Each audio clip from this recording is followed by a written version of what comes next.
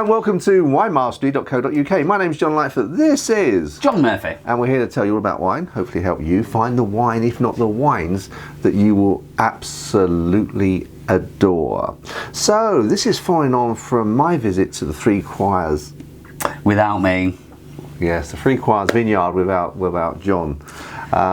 It was a lovely visit, as you will see. We'll do a link from this video to that. And Martin kindly gave me some wine to, at least as John couldn't make it, at least for him to try when we got back here in the cellar. And that's exactly what we're going to do. And we're going to kick off with what I consider to be the king of wines. And you probably wouldn't, because I think Rioja for you is your king of wines. Ah, yes, yeah. But, you know, for me, the sparkling wine is the king of wines. And the only reason I think it's the king of wines is always sort of like, it's associated so often with celebrations, isn't it? Yeah, definitely. And it gives the pomp to it all, doesn't it? A little pop of the cork. And, yeah, and everyone smiles when they hear that. Yeah, it's an occasion, isn't it? When you pop a bottle, yes. Yeah. So that's why it's like, perhaps it's more like the queen or the princess for me than the king. I don't know, but you know, it's a special sort of wine for me. Should we get to taste it?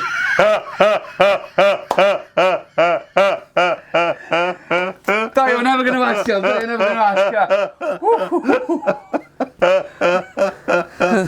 go, John. Thank you. You're welcome. You're more than welcome. And I will say thank you very much. Martin, Martin, thank you so very much. It's much appreciated. Oh, it's got a nice deep straw. It has, yeah. Colour, hasn't it? It has, yeah. It's not wishy-washy at all, is it? No. Sort of gives you immediately sort of like when you're eating with your eye or drinking with your eye, should I say? That there's going to be some body to it, some taste to it. Yes. Yeah. Because it's like that. Yeah. I don't know why I said yes so many times. Yeah. Okay, let's give it a go. Oh. Yes. Quite often with sparkling wine, including champagne, you can put your nose to it and actually not get a lot out of it, can't you? But this is really giving it up, isn't it? There's a powerful nose there, but I think it's quite, for me, what I'm getting there is red apples and elderflower. Yeah? Yeah. Elderflower? Elderflower, yeah. I'm not getting the elderflower, I can get your apples. There's not... Citrusy as well. Can you not get the citrus? I'm not getting the citrus. All I've got now is that the red apple and the elderflower, which I'm happy with. I'm happy. Yeah.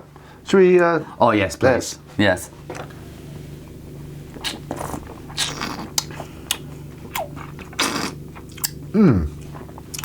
That's delectable, isn't it? Isn't it, Josh? Yeah, that is very good. It's good, and it's got a lot more body than a lot of sparkling wines have, don't they? Because it's all sort of fizz and sparkle and not a lot of substance, whereas this seems to have a little bit more substance to it in terms of the taste and roundness. Definitely. Well, a lot with, like I say, the sparkling wines can be very sharp and hit you with a lot of acidity and nothing much to back them up. This is quite the opposite. The acidity is lovely there. It's not too harsh at all. We've spoken many times about my heartburn as I'm getting older. The immediate sparkling wine and champagnes can give me nearly immediately. There's a definite softness to that. I bet I'm still sticking with the apple flavour. I've still got melon. I've got the apple, but my second.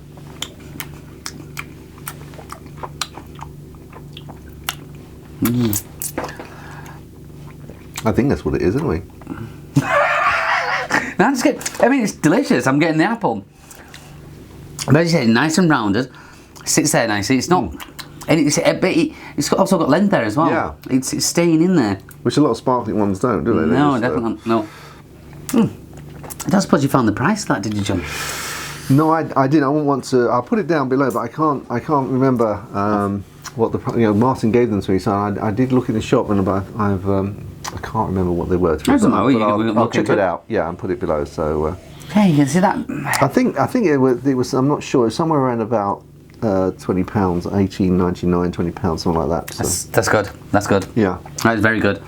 I mean, what you tend to find as well, a lot of events, or like you say, when we're talking about the sparkly, you know, it's an occasion, so the sparkler comes out, you hear that pop, and a lot of people don't actually like sparkly because it can be a bit harsh, so you tend to find that they won't even finish a glass. That, however, yeah, I could see myself finishing a bottle of that. Yeah, I could see you finishing the bottle of that. Okay, game on, game on. But no, it's a cracking bit of wine. That well done. Yeah, and I think this is one that you could actually just treat with a bit of respect and actually just enjoy the taste rather than sort of sipping and politely and talking sort of a wedding breakfast or whatever before. I think you're right. It just gets all around your mouth. It's hitting you all. Yeah. Well done, thank you. Yeah, it's very nice indeed, man. Very nice indeed. Well, we're going to try another one of Martin's wine, or should I say, Three Choirs Vineyard wine, and that's one of their dry white wines. So join us in a second. Chin chin. Chin chin. So we've recharged our glasses this time with the Three Choirs white wine, and it's the Bacchus grape. Is the grape that's being used for this, which is becoming very predominant. As I was, if you look at the video with those that know, which will be linked to this when I'm talking to Julia and Martin, is becoming one of the predominant grapes in the English wine world. I'm just going to stop right there and just say, wow, because I didn't know that. I did not know that at all. John, thank you very much for that. I did not know. I wasn't aware that Bacchus. I'd be brutally honest. Bacchus is not a grape that I've heard of a lot at all, and to know that that's going to be the more predominant grape in this country. Yeah, well, 1 second before Julia and Martin told me, I didn't know. No, that's very, very interesting. Thank you, John. That's a pleasure. I'll remember that. Yes. You can sound even more knowledgeable now. Yeah, but I will. I definitely will use that. Okay, so good colour on that again. It's got quite a bit. Which again, it's like you're expecting more from it when you get that colour, don't you? Yeah, you do. You can almost sense what you're going to get from that, can you? Okay, let's go for it. Wow, that's giving up a lot, isn't it? Yes. That's lovely. So that's like almost like without the sharpness, without the cutting edge of Sauvignon, it's much rounder, isn't it? I know exactly what you mean. That is, if you would have given me that as a blind tasting, what do you think that is? I would have said Sauvignon. Not only would have said Sauvignon, I'd have said it every day of the week. And that is Sauvignon. It's got, as I say, it has got that.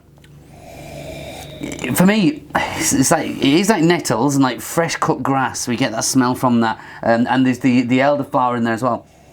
But for me, it's a little bit peachy as well. A bit of peach stone fruit in there. It's peachy. Yeah, I can't get your cut grass.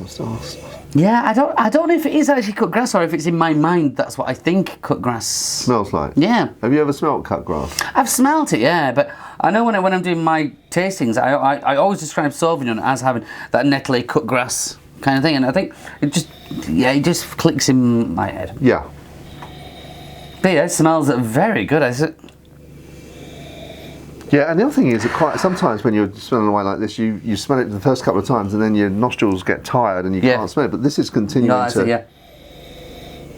The nettles are the predominant thing in there. It really is. Better get some dock leaves then. It reminds me when I was a kid.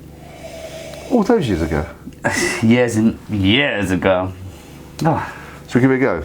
I want to. I want to. Okay.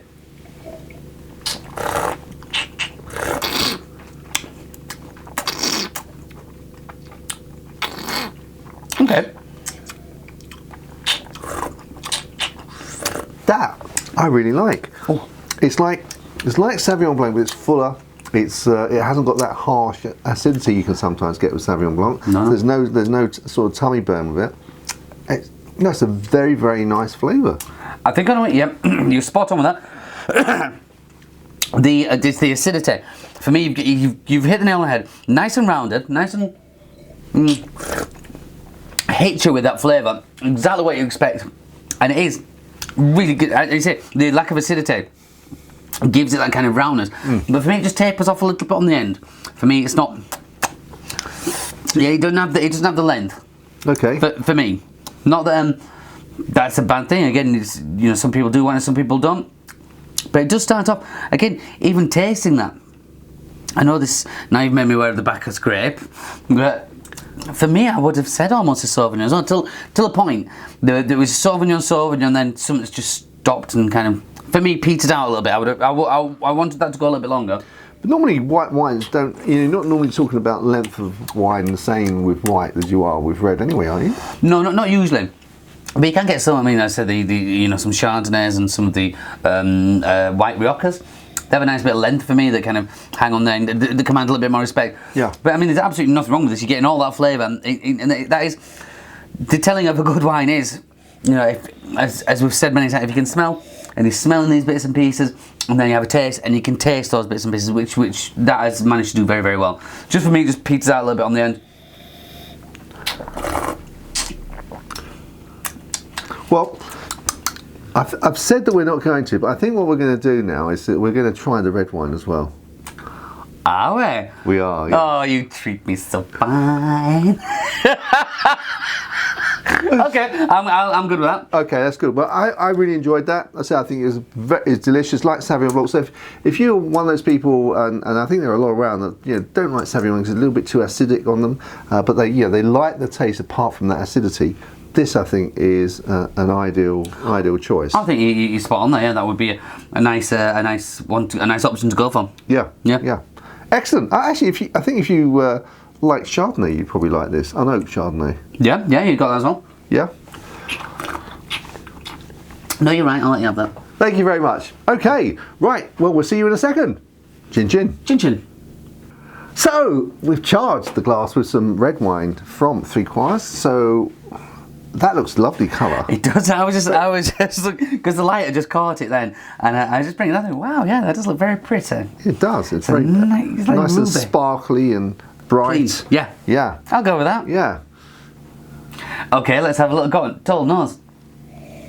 That means on the old nose. We're in Yorkshire, it's like, oh, smells them. But people in America won't understand. We have viewers in America. We do. And in Hong Kong. And in Hong Kong. Wow. Yeah. Hello, a special hello. And in Romania. Really? Are you just making this up now? Aren't you? No. Really? Yeah. Oh. Hi. Hi. We're doing this for you. It's all about you. But yeah, that immediately died something else, and I just picked it up when I. That smells like Gamay, Beaujolais type sort of. Yeah, that lighter, subtle. Yeah. Yeah, very fruity. For me, there's a bit of Pinot Noir in there, so that Pinot Noir-esque. But it hasn't got the sort of rotting. No, the vegetal, kind of no, earthy. Earthy, yeah. It's nice though, nice smell. Very nice smell.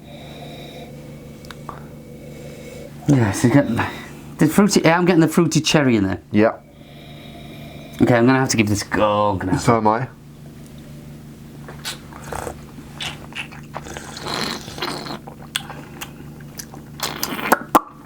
Okay.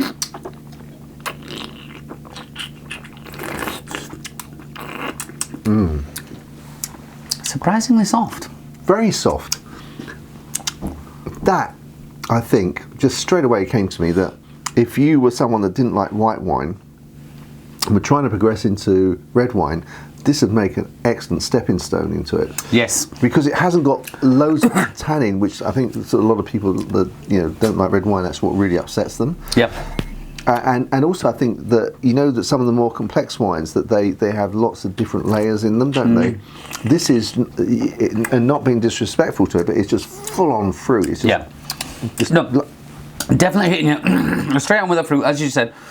You're spot on with that, and then it kind of peters out nicer. There's not a lot of tannins in there, which is good, especially as you just said for people who are starting the wine journey. I think that would be a perfect. I do. A perfect one, and as you said, without being, we're not being picky when we're saying it's not over complex. There's not depth and richness as such, but then it's a style of wine. Well, I think someone that is beginning their journey wouldn't actually get the complexity. They drink the wine, they just get the overall taste. They don't get that sort of complexity anyway. But this, I think, is just so full of flavour, and it's like it's just like. I like the fact that it's actually just like a single zone flavour, and you're just getting that in your mouth, and it's a lovely flavour. Like sort of, I mean, I can get sort of just cherry. Yeah. It's just maybe even a bit of plum.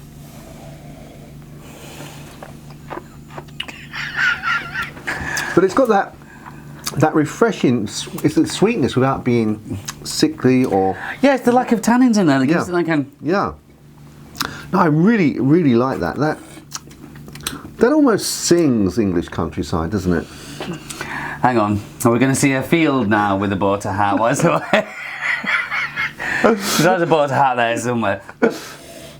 Nice, no, well done. Yeah, no, that is delicious. I think that would be anyone that, if you like Beaujolais but maybe it's got a little bit of tannin, this will be a fantastic alternative. And what sort of cheese would you match with this? Ooh. Oh, now there's a challenge. I'm thinking English or a French. If it was French, I'd probably have a little Pont l'Evêque. Pont l'Evêque would work well with that. If we're thinking English, probably a bit of Ogleshield. Yeah. You want something a little bit washed rind. I would say it's just going to a little bit smelly. I think we'll take that. Yeah, Ogleshield or Pont l'Evêque. Okay, fantastic. Well, thank you very much, Martin, for that. For those samples, they're very, very nice indeed. Do recommend it. I've put all the details below, so you can find the website, the Vineyard's website, and take a look for yourselves. Very nice indeed. Thank you very much indeed. Until the next time. Chin chin.